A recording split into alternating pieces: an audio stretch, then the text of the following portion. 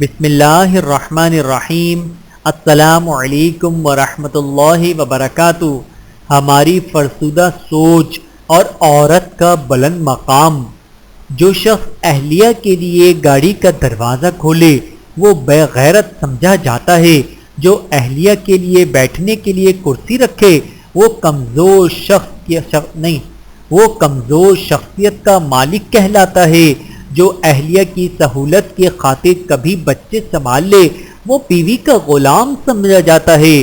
غرض جو بھی شخص اہلیہ کا کسی کام میں ہاتھ بٹائے وہ اور سمجھا جاتا ہے۔ رسول اللہ صلی اللہ علیہ وآلہ وسلم کا طرز عمل۔ رسول اللہ صلی اللہ علیہ وآلہ وسلم اپنی اہلیہ محترمہ ام المؤمنین حضرت صفیہ رضی اللہ تعالی عنہا کے لیے اونٹ کے قریب بیٹھ گئے اور گھٹنہ مبارک کھڑا فرما دیا۔ ام المؤمنین نے اپنا قدم اس مبارک زینے رسول اللہ صلی اللہ علیہ وآلہ وسلم کے گھٹنے پر رکھا اور بآسانی اونٹ پر سوار ہو گئیں۔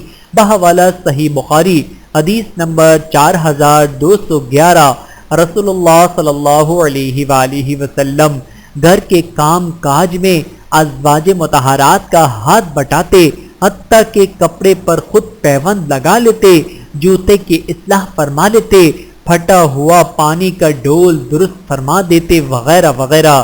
بحوالہ صحیح ابن حبان حدیث نمبر 5676۔ اللہ تعالی ہم سب کو احادیث مبارکہ پہ عمل کرنے کی توفیق عطا فرمائے، آمین ثم آمین۔